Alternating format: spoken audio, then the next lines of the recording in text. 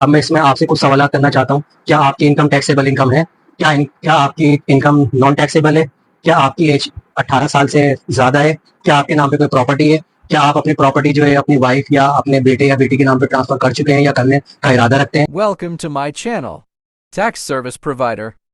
अस्सलाम वालेकुम everyone, welcome to my YouTube channel. मैं हूं आपका टैक्स कंसल्टेंट हैदर अली और आज आपके लिए मैं एक ऐसा टॉपिक लेके आया हूं जिसमें आपकी इन्फॉर्मेशन में काफ़ी इजाफा होने वाला है। लेकिन आज का टॉपिक देखने से पहले मैं अपने गुज़िश्ता टॉपिक की कुछ आपको हवाले देता चलूँ। जैसे कि मैंने अपने गुज़िश्ता टॉपिक्स में आपसे शेयर किया था कि एफबीआर ने जो है नोटिस इशू करना शुरू कर दिए हैं जो कि नॉन फाइलर के खिलाफ है।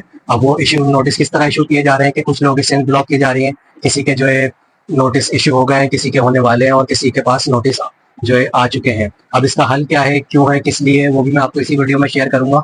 और इस टॉपिक को सेलेक्ट करने का मकसद जो है वो ये है कि मैंने अपने जिस तरह लास्ट वीडियो में आपसे शेयर करा कि एफबीआर ने अब नॉन फाइलर के साथ साथ अब उनकी फाइलर्स की भी फैमिली को टारगेट करना शुरू कर दिया है। तो मैंने सोचा कि एक ऐसा टॉपिक बनाया जाए जिसमें आपको इन तमाम चीज़ों से बचने का हल और उससे जो है सेफ होने की तमाम जो है पहले से आइडियाज आपको मिल सके। तो चलते हैं अपने टॉपिक की तरफ। लेकिन टॉपिक की तरफ चलने से पहले मैं आपसे रिक्वेस्ट करता हूँ, जो लोग आप चैनल पे नए हैं वो हमारे चैनल को सब्सक्राइब कीजिए, बेल आइकन को प्रेस करना ना भूलिए ताकि आपको हमारी हर आने वाली इंफॉर्मेटिव वीडियोस वक्त पे मिल सकें। और अगर आप हमसे कोई मशवरा करना चाहते हैं तो स्क्रीन पे दिए गए नंबर पे हमसे रब्ता कर सकते हैं। तो वो टॉपिक पे चलने से पहले मैं आपको ये बता दूं कि एफबीआर जो है नोटिस इशू किस बेस पे करता है।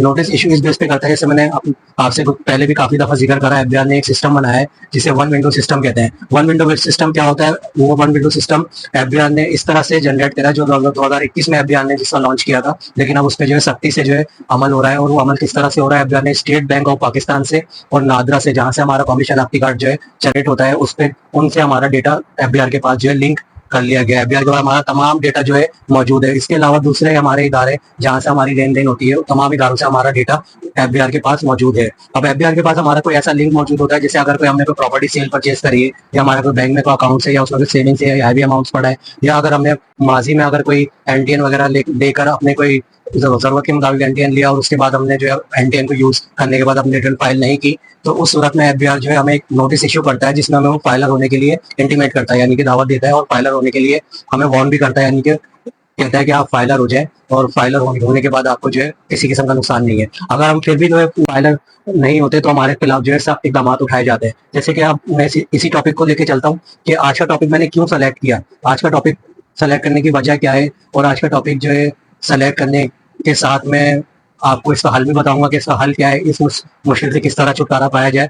जिस तरह मेरी आपने लास्ट वीडियो देखी होगी, मैंने लास्ट वीडियो अपलोड करी थी कि एफबीआर का नॉन फाइलर के साथ फाइलर्स की फैमिली को भी टारगेट किया जा रहा है। वो किस तरह टारगेट किया जा रहा है, वो इस तरह, जैसे मैं उसका भी थोड़ा सा खुलासा आपसे शेयर करता चलूँ कि ये होता था कि जैसे कि अगर कोई शख्स है वो अपनी वाइफ के नाम पर प्रॉपर्टी अपनी ट्रांसफर करके जो है अपनी इनकम को जो है वाइट कर लेता है, मगर वाइफ उनकी नॉन फाइलर है, तो इस साल 2024 में जैसे कि अब टैक्स ईयर 2024 स्टार्ट हो चुका है, इसमें जो है उनको उनके टैक्स रिटर्न में अपनी वाइफ का डेटा शो करना पड़ेगा।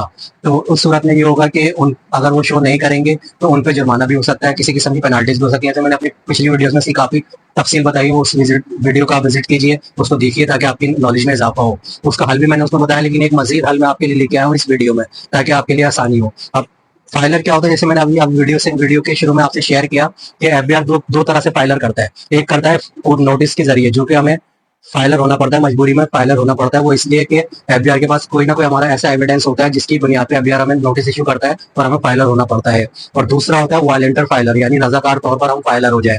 अब उसमें क्या होता है, अब मैं इसमें आपसे कुछ सवाल करना चाहता हूँ। क्या आपकी इनकम टैक्सेबल इनकम है? क्या आपकी इनकम नॉन टैक्सेबल है?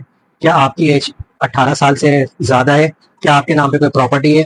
क्या आप अपनी प्रॉपर्टी जो है अपनी वाइफ या अपने बेटे या बेटी के नाम पे ट्रांसफर कर चुके हैं या करने का इरादा रखते हैं? ये कुछ सवाल हैं। इसी टॉपिक को लेके मैं आपको जो है वॉलंटियर के जो बेनिफिट्स वगैरह बताऊंगा, उसका तरीका बताऊंगा, वॉलंटियर होने के क्या फायदे हैं। तो चलते हैं टॉपिक की तरफ बिना वक्त जाए की, ताकि आपका भी वक्त जाया ना हो और आपका कीमती वक्त जो है अगर जाया भी हो तो आप कुछ आपकी नॉलेज में इजाफा भी हो। तो टॉपिक ये है कि वॉलंटियर क्या होते हैं, वॉलंटियर फाइलर क्या होते हैं, उनके बेनिफिट क्या हैं और उनको गवर्नमेंट किस तरह से फाइलर होने की इजाजत देती है। तो सबसे पहले हम चलते हैं वॉलंटियर फाइलर वो होते हैं। आप लेट्स सपोज जैसे मैंने आपसे कुछ सवाल किए कि क्या आपकी इनकम टैक्सेबल है या नॉन टैक्सेबल है। सबसे पहला सवाल ये हो गया, उसका जवाब ये है अगर आपकी इनकम टैक्सेबल है या नॉन टैक्सेबल है तब भी आप जो है वॉलंटरी तौर पर फाइलर हो सकते हैं। इसका जवाब ये हो गया।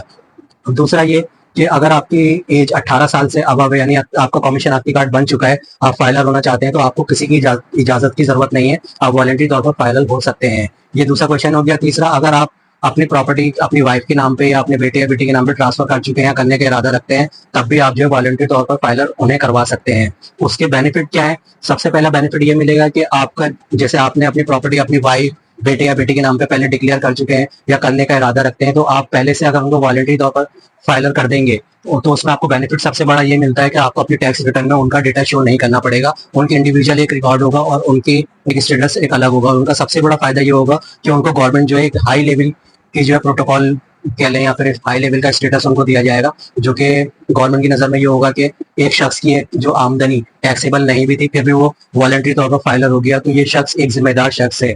तो इसका सबसे बड़ा फायदा ये हो गया। अब सवाल ये उठता है कि वॉलंटरी फाइलर हुआ कैसे जाए, उसके लिए डॉक्यूमेंट्स क्या चाहिए? उसके लिए आपसे सबसे पहले तो आपका कमीशन आपकी कार्ड बना हुआ जरूरी है कि आपका कमीशन आपकी कार्ड बना हुआ लाजमी होना चाहिए, कि उसके बगैर आप फाइलर नहीं हो सकते। अब लेट सपोज आपका कोई बेटा है, वो आज ही 18 साल का हुआ, अगर उसका कमीशन आपकी कार्ड बना है और आप चाहते हैं कि इन फ्यूचर आप उसके नाम पे कोई प्रॉपर्टी ट्रांसफर करना चाह रहे हैं या उसके नाम पे कोई बैंक बैलेंस या बिजनेस स्टार्ट करना चाह रहे हैं या बेटी के नाम पे एक्सपायर करना चाह रहे हैं, तो आप उनके सबसे पहले आप उनका शनाख्ती कार्ड जनरेट करवाएं। अगर 18 साल के वो हो गए, उनका एनआईसी आप जनरेट करवा के एनआईसी जनरेट करवाएं। उसके बाद जो आपको डॉक्यूमेंट दरकार होंगे, अगर आप बिजनेस के लिए उनका जनरेट कर रहे हैं, तो आपको सबसे पहले आपको कौमी शनाख्ती कार्ड आपका चाहिए होगा, और यानी उनका चाहिए होगा, और दूसरे नंबर पे उनकी ईमेल एड्रेस, उनका फोन नंबर और एड्रेस जहाँ पे वो बिजनेस करते हैं। अगर आप उनका जाती एड्रेस है तो वहाँ का जो है कोई एविडेंस चाहिए होगा कि ये जगह हमारी जाती है। अगर वो रेंटल की जगह पे यानी किराए की जगह पे बिजनेस कर रहे हैं, तब भी जो है वहाँ का कोई एविडेंस चाहिए होगा, जैसे कि रेंट एग्रीमेंट वगैरह वगैरह। तो ये सब चीजें डॉक्यूमेंट चाहिए होंगे। तो ये सब करने के बाद आप वॉलंटरी तौर पर फाइलर हो सकते हैं। तो सबसे बड़ा फायदा ये होता है फाइलर और एक फाइलर होने में, गवर्नमेंट अगर नोटिस भेजे, और वॉलंटरी फाइलर होने में सबसे बड़ा फायदा, दोनों के दरमियान ये फर्क है कि फाइलर के तो बेनिफिट्स हैं ही हैं, वॉलंटरी फाइलर को भी जो है फाइलर वाले बेनिफिट्स मिलते हैं, लेकिन गवर्नमेंट उन्हें व्हाइट कॉलर स्टेटस में शुमार करती है और उन्हें मोअज़्ज़िज़ शहरी की तरह रिस्पेक्ट देती है। उन्हें इन फ्यूचर जो है टैक्स में काफी जो है एग्जाम्पशन वगैरह मिलती है और काफी उनके बहुत मजीद फायदे हैं।